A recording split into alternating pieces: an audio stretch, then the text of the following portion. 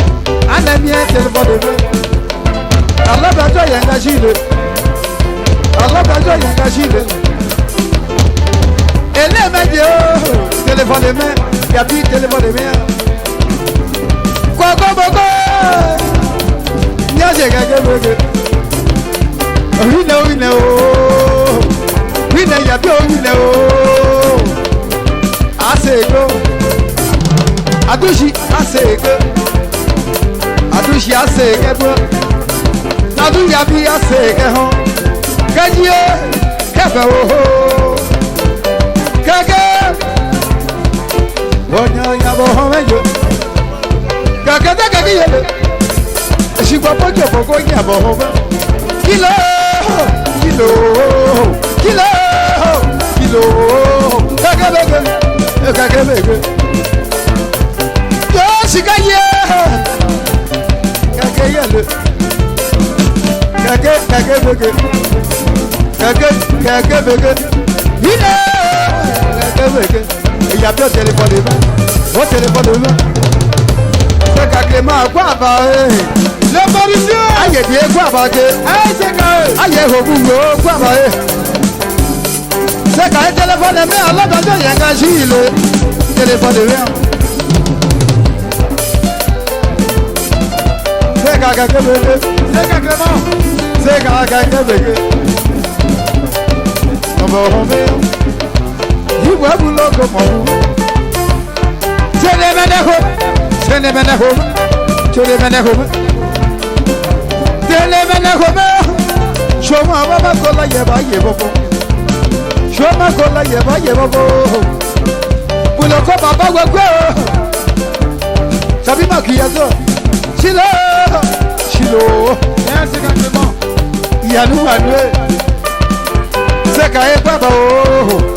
Aye ho bugo baba o ebi ka ye betigo ebi ka ye besa beti abe ho meje ebi ka ye betigo beti aba ma ja pelo beti abe ho meje asida dia ona je golo yasi bi na go golo what abi na gwe nyama na gwe se na buse o ya go wo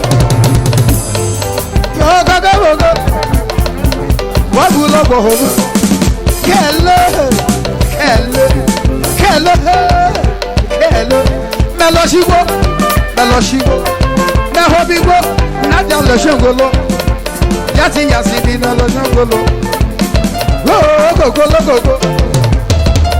Baba Bana go, Shokatiana go, Head to say, oh, go, Iduaneo, Aposana, what's a day go home? Your body, Martina body, go cigar. Body, and I go as you join a body. Kilo.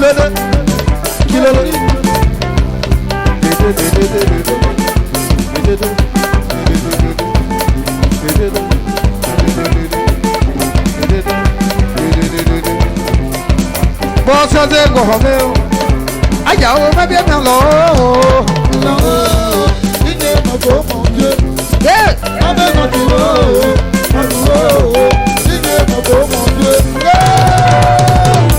Sekae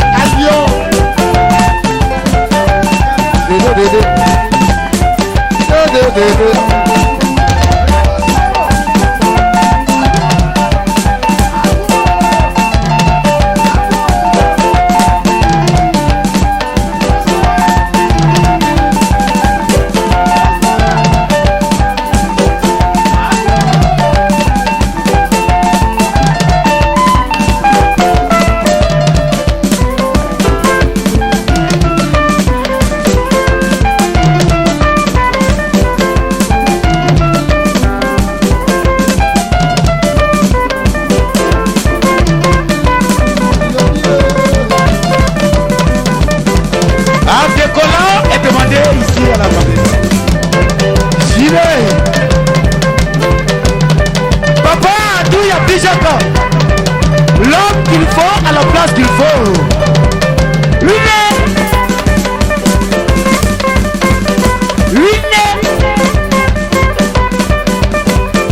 À tout.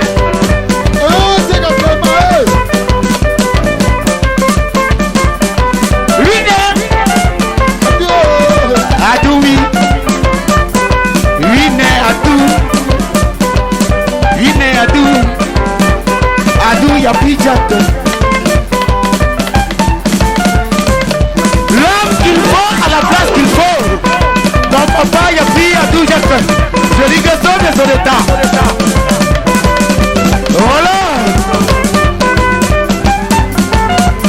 Achille, petit baby. Voilà. C'est à Clément. Joli, joli.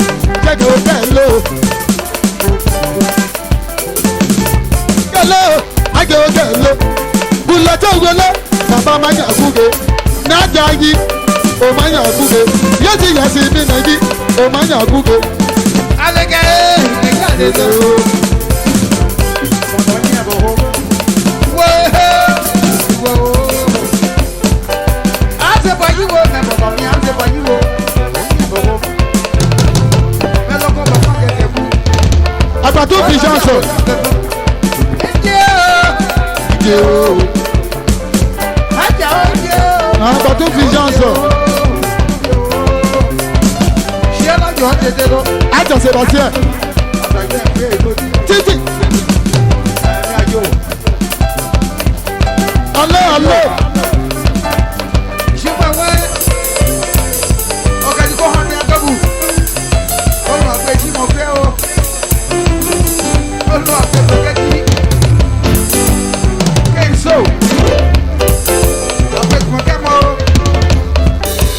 Téléphone de méo, c'est toi téléphone de méo. Téléphone de méo.